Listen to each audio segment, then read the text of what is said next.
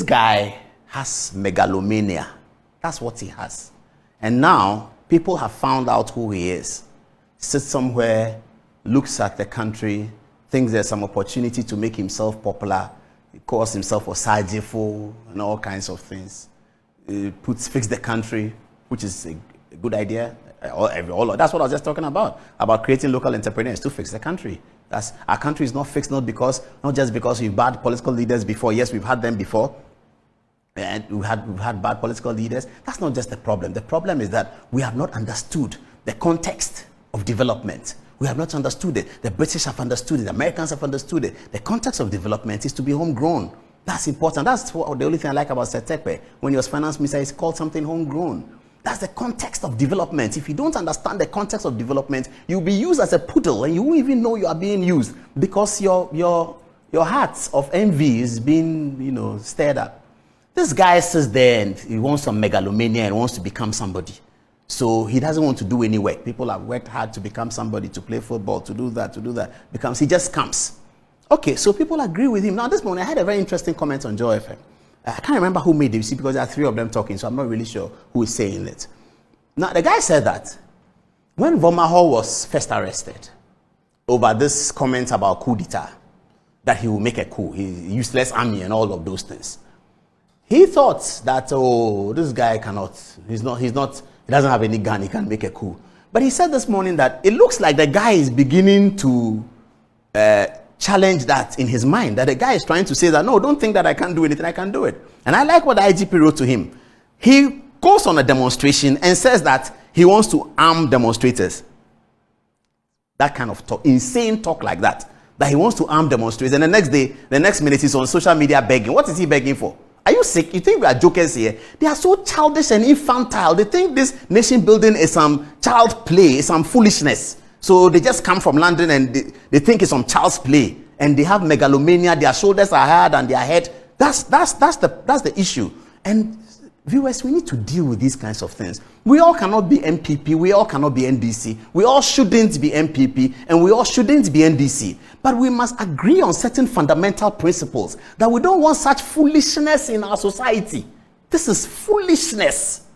You tell the police that I am writing to you that I want to come and do a demonstration, but I want to arm my people because I'm not sure that the police will protect me. Police in America have had incidences where people have died in demonstration. Police in the United Kingdom have had those incidences. Police everywhere have those. Policing is a very difficult job. So every now and again, something like that happens to the police. Would somebody write to the American police, say in New York or DC, and say that I want to do a demonstration because there are the police shot into the people, I want to have a gun? What goes through your head? Let me show you put a police statement over there. Let's look at it. Let's agree that we will move forward without foolishness. Let's agree on that. And then let's move for MPP win, NDC win. Anybody can win. Republicans win, Democrats win, Labour win, Conservative win. That's okay. But when we are agitating, Kumi Preko agitation is okay. That's okay. Let's have people who have common sense to come in, not people who have megalomania, who just want to become something overnight cheaply. This is the police statement. Let's see what the police said. The Accra Regional Police Command on Sunday, May 29, 2022, received a notice of intention to embark on a demonstration from a group of persons, including, and I like the list here, Okatechie Efrifa Mensah, who has issued his statement about Fix the Country already, Captain Gosbrain Smart, our good friend, Benjamin Dako, and Oliver Bakar Vomawo. Okay.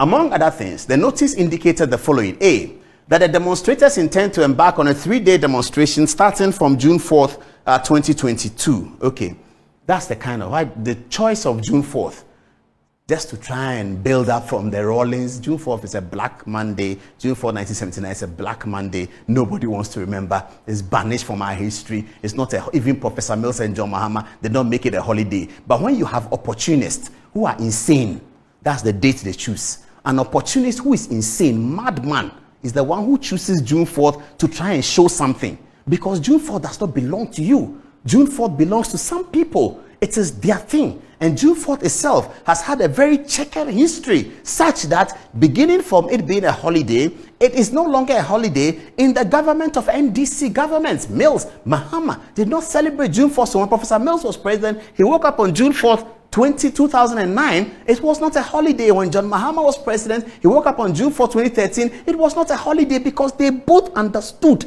the context within which we have to banish that June 4th out of our system. We will not forget June 4th, but we remember June 4th so that we can say never again. If you are an opportunist who is insane, June 4th is the date that you will be choosing to do the things you did. That's why he's run into the embarrassing difficulties that he finds himself in. Okay, June 4th, he says that the demonstrators intend to contract a private security company to provide protection for the demonstrators. Haven't you read the Public Order Act? And he says he's a lawyer.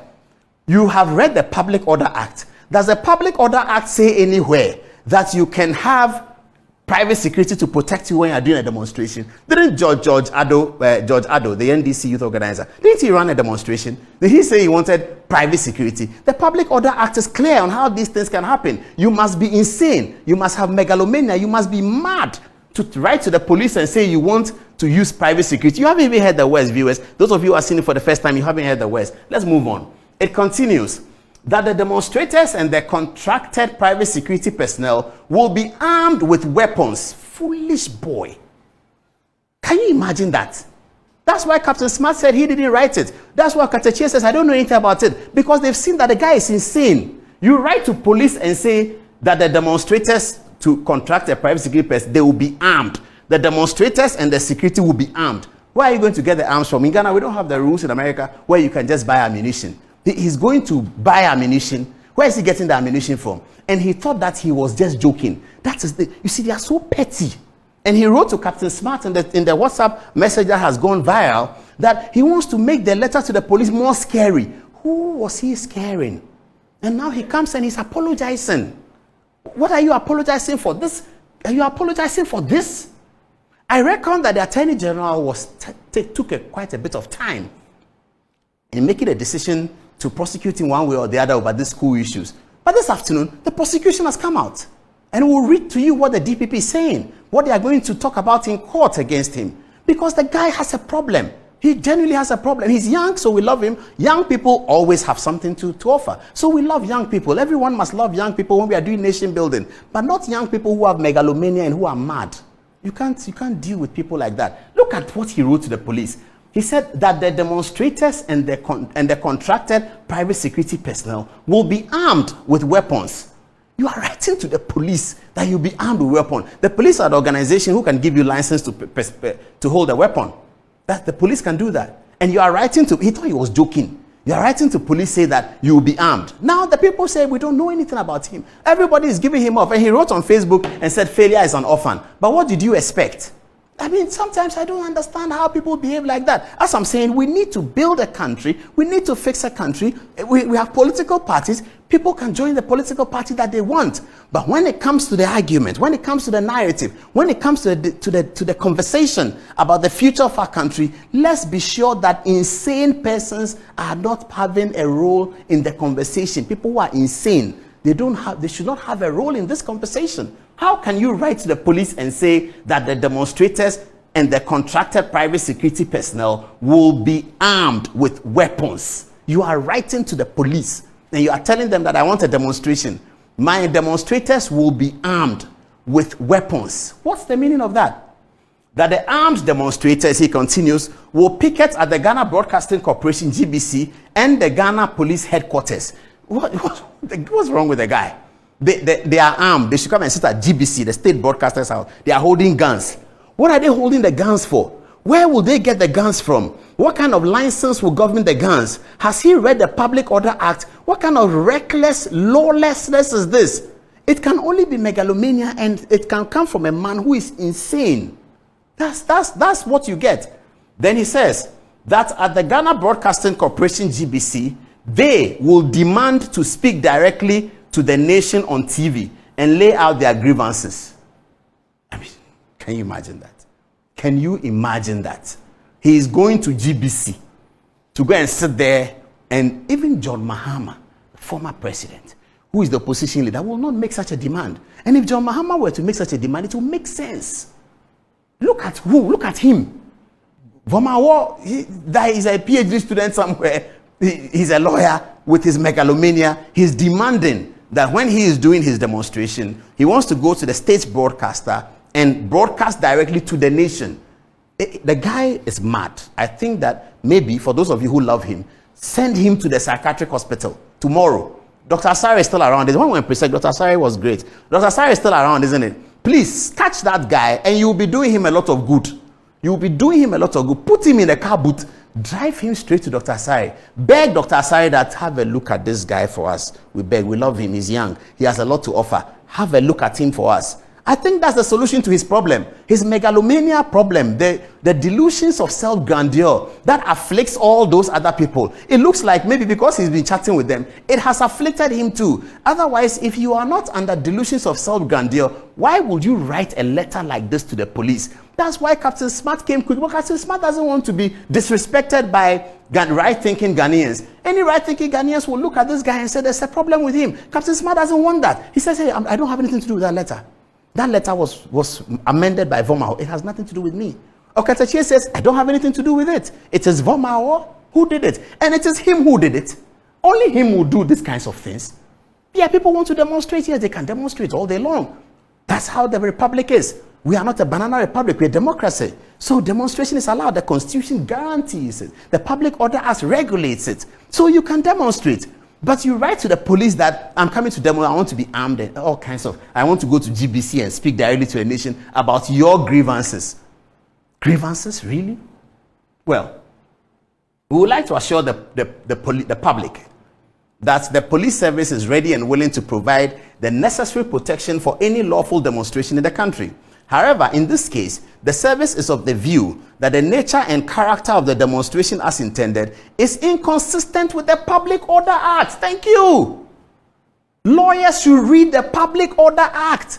I like that the police refer to it. If you read the Public Order Act, it regulates demonstrations. The Constitution guarantees the right to demonstrate. The Public Order Act regulates it. So if you are applying to the police to demonstrate, you go according to the Public Order Act. And every now and again, the police get these reports. The NDC did a demonstration about the economic situation in the country. George Pariado led it the other day. They went according to the Public Order Act. So the police is bemused that hasn't this guy seen the Public Order Act and he's talking about weapons and all of that? We are therefore, the police says, unable to provide security for a demonstration which is in flagrant violation of the Public Order Act 1994, Act 49, and has the potential to result in a breach of public order and public safety. The service has reached out to the organizers to reconsider their proposal and work with the police towards the organization of a lawful, peaceful, and successful demonstration. Okay. We wish to assure the public, that's the police speaking, that in the interest of public safety and security, the police are putting in place all necessary measures to ensure that unauthorized persons do not march in the street with weapons. Of course not. Of course not. Unauthorized persons cannot march in the street with weapons. This is a democracy. Why will anybody do that? Then he goes on his Facebook page and he puts a flyer there. I think, Charlie, those of you who know the guy, Dr. Asare, I think he's still there. Take him, put him in your car boots, drive him straight there, present him to Dr. Asare. Tell Dr. Asare, have a look at this guy. The guy needs to be looked at. The guy needs to be looked at.